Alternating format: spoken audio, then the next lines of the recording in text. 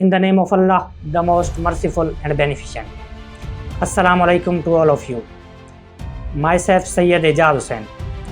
नाजरीन, last vlog में हमने डिस्कस की है कि ब्रिटिश कॉलोनीज़ जो कि आजकल अमेरिकन स्टेट्स हैं, उनने जो जंग लड़ी यानी war of independence of America, उसके मुहर्रिकात क्या थे, उसका बैकग्राउंड क्या था। अब हम उसी को कंटिन्यू करेंगे। बैकग्राउंड हमने डिस्कस किया, चंद इवेंट्स डिस्कस किए, चंद पॉइंट्स डिस्कस किए, लॉज एक्ट्स डिस्कस किए। अब हम उसी को कंटिन्यू करेंगे। तो नाजरीन, मर्केंटलिज्म के बाद जो कुछ लॉज थे, नेविगेशन, शुगर, कमोडिटी, स्टैम्प, ब्ला ब्ला ब्ला, इसके बाद कुछ और वजूहात भी थी जो काबिल ज़िक्र हैं, वो हम डिस्कस करते हैं। सन ऑफ लिबर्टी, नाजरीन, वहाँ पे एक मूवमेंट स्टार्ट की गई जिसका नाम था सन ऑफ लिबर्टी, जहाँ पे बॉयज़ शामिल थे। नॉर्मली लोगों ने वो स्टार्ट की, मर्दों ने वो स्टार्ट की। उसके बाद एक पोशीदा तौर पे डॉटर ऑफ लिबर्टी भी स्टार्ट हुई थी वो, लेकिन सन ऑफ लिबर्टी का एक टैग लगा था उसके ऊपर। उसमें यह था कि हम आज़ादी की जंग लड़ेंगे, जो हमारा इस्तेसाल किया जा रहा है हम उसके खिलाफ कार्रवाई करेंगे और एक यूनिफिकेशन बनाएंगे, इत्तेहाद क्रिएट करेंगे वहाँ। इसके बाद नाज़रीन, नेक्स्ट स्टेप था William pens plan of union. William pen ने एक नया आइडिया पेश किया। वो आइडिया ऐसे ही था जो कि अल्लामा मोहम्मद इकबाल ने पाकिस्तान के लिए पेश किया। अल्लामा मोहम्मद इकबाल का आइडिया ये था कि मुस्लिम अक्सरियती इलाक़ों को इकट्ठा करके एक इत्तेहाद कायम किया जाए, जिसका नाम हम पाकिस्तान तफवीज़ करेंगे, जो कि बाद में चौधरी रहमत अली ने तफवीज़ की। यहाँ पे विलियम पेन ने कहा कि ये जितनी स्टेट्स हैं, नॉर्दर्न, मिडल, यानी उस टाइम पे कॉलोनीज़ थी, और साउदर्न कॉलोनीज़, इन तमाम कॉलोनीज़ को इकट्ठा करके, जो कि 13 कॉलोनीज़ थी उस वक्त पे, इनको हम इकट्ठा करते हैं और एक यूनिफिकेशन ब्लॉक बनाते हैं, एक कंट्री की शक्ल देते हैं, एक कन्फेडरेशन का नाम देते हैं इसको। लेकिन बरतानिया ने इसको मुस्तरद कर दिया। क्यों रिजेक्ट किया उसे? क्योंकि ये उसके मफाद में नहीं था।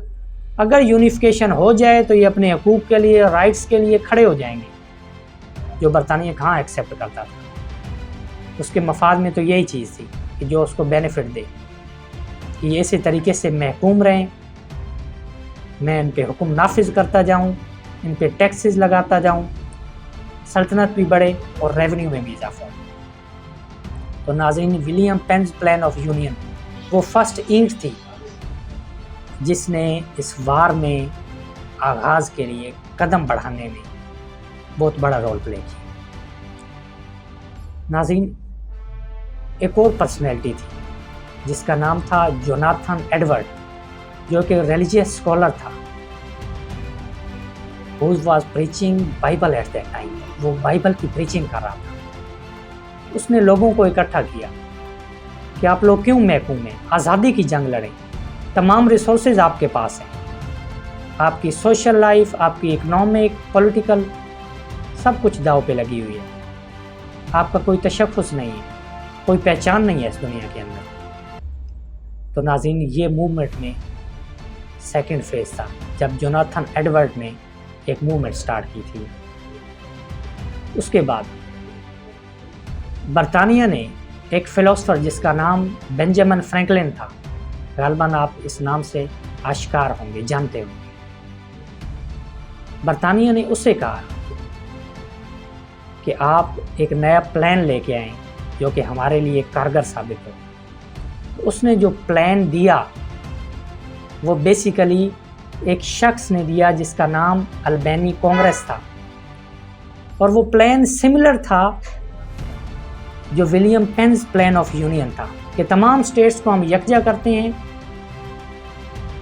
डिफेंस के लिए, कलेक्शन ऑफ टैक्सेस के लिए, और बाकी सेटलमेंट और बाकी मामलात के लिए। ये एक दो दफ़ा पहले भी हो चुके थे, और again the British empire rejected that plan, मुस्तरद कर दिया उन्होंने। एक और नया इशू स्टार्ट हुआ। उस इशू का नाम था बोस्टन मैसेकर। اس میں ایسا ہوا کہ برطانیہ نے ان تمام کالونیز میں ٹیکسز میں اضافہ کیا. لوگوں نے پروٹیسٹ کیا اور پروٹیسٹ کرتے کرتے ٹیکسنگ اتھارٹیز کے آفس کے فرنٹ پہ پہنچ گئے. ان لوگوں نے ریڈ کورس کو بلایا جو کہ برطانیہ کے سولجرز تھے، اور وہاں پہ فائرنگ سٹارٹ ہوئی، جس کے نتیجے میں 5 افراد کا مرڈر ہو گیا اور وہ جنگ پھیلتی چلی گئی. اس کے کچھ ہی عرصے کے بعد برطانیہ نے ایسٹ انڈیا کمپنی، جس طرح ایسٹ انڈیا کمپنی تھی، اس کو ایک رائٹ دیا تھا سب کانٹیننٹ میں. اسی طریقے سے ورجینیا کمپنی تھی جس کو رائٹ ملا تھا ان برٹش کالونیز میں کہ وہ چائے کا کاروبار کرے. جتنے لوکل کمپنیز تھیں ان کو ڈمپ کر دیا گیا تھا، وہ شٹ ڈاؤن ہو چکی تھی کیونکہ ان کے پاس اختیار نہیں تھا، سارے رائٹس اس کے پاس تھے. لوگ تنگ آ چکے تھے، ان کا بزنس فلاپ ہو چکا تھا وہاں پہ. اور کچھ لوگوں نے ریڈ کورس کے یونیفارم میں، ان وردیوں میں ملبوس ہو کے ورجینیا کمپنی کی ساری ٹی کو، ساری پتی کو سمندر برد کر دیا، جس کی وجہ سے حالات مزید خراب ہوتے چلے گئے. اس کے کچھ ہی عرصے کے بعد ایک پروکلیمیشن آرڈر جاری ہوا. اب پروکلیمیشن آرڈر کیا تھا؟ وہ یہ تھا کہ یہ جتنی بھی اسٹیٹس ہیں یہ مزید وسعت اختیار نہیں کر سکتی، یہ اپنے معاملے کو ایکسٹینڈ نہیں کر سکتی، مزید کچھ کھوج نہیں سکتی، مزید لینڈ حاصل نہیں کر سکتی. یہ پروکلیمیشن آرڈر تھا وہاں پہ.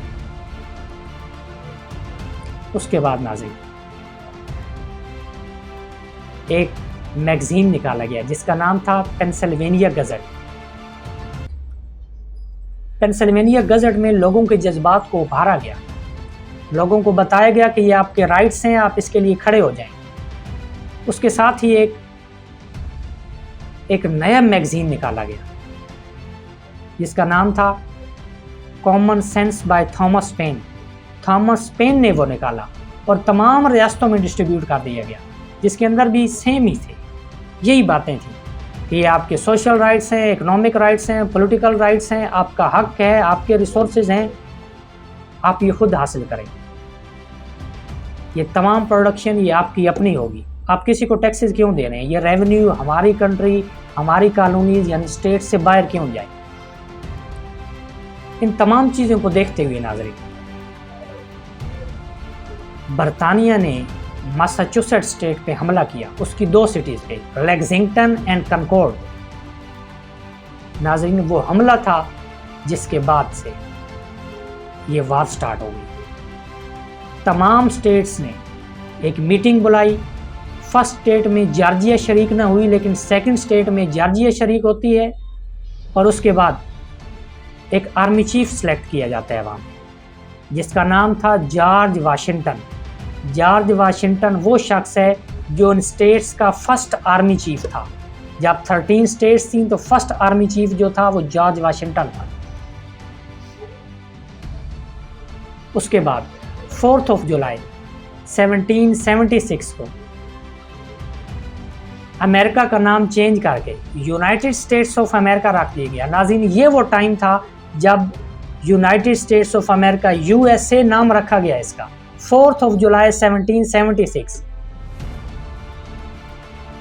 جب برطانیہ نے اٹیک کیے لیگزنگٹن اینڈ کنکورڈ کے، تو یہ تمام ریاستیں یونیفائڈ ہوئیں، اکٹھی ہوئیں، اور انہوں نے امریکہ کا نام چینج کر کے یونائٹڈ اسٹیٹس آف امریکہ رکھا، اور جنگ کی ابتدا یہاں سے سٹارٹ ہوئی. اس کے بعد ناظرین ان تمام اسٹیٹس نے ایک کولیشن بنایا، ایک الائنس بنایا ود اسپین اینڈ فرانس، اور اسپین اور فرانس نے ان تمام اسٹیٹس کی مدد کی جتنا ہو سکتا تھا ان سے، دامے درمے قدمے سخنے، چاہے وہ فائنینشلی ہو، چاہے وہ سولجرز کی مد میں ہو، وہ شپس کی مد میں ہو، وہ انفارمیشن کی مد میں ہو، ہر لحاظ سے ایچ اینڈ ایوری تھنگ ان تمام کنٹریز نے ان کی سپورٹ کی.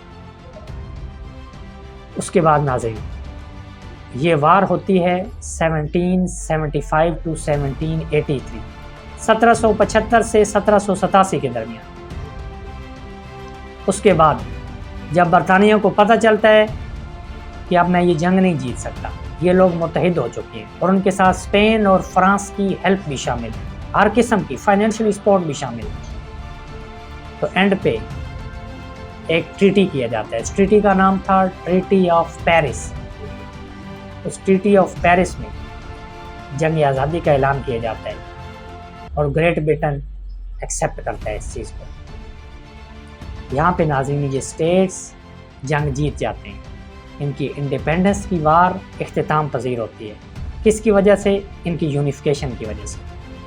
اب اس پہ وہ اچیو کیا کرتے ہیں ناظرین یہاں پہ اب وہ اچیو یہ کرتے ہیں ایک وہ آزادی جس کی تڑپ تھی ان لوگوں کے اندر اور کافی عرصے سے وہ لڑ رہے تھے. آخرکار وہ کامیاب ہوئے اور ایک کنٹری بنانے میں کامیاب ہوئے, پیٹریٹزم کنٹری, یعنی ایک حب الوطنی تھی ان لوگوں کے اندر. پیٹریوٹک لوگ بن گئے کیونکہ انہوں نے یہ جنگ لڑ کے جیتی تھی. تو ناظرین یہ تھی war of independence of America. انشاءاللہ نیکسٹ ویلوگ میں ہم ڈسکس کریں گے the constitution of united states of America. America کا آئین کیسے بنا, اس کے اندر کتنے آرٹیکلس. تب تک کے لیے اجازت دیجیے. اللہ بلیس ہو.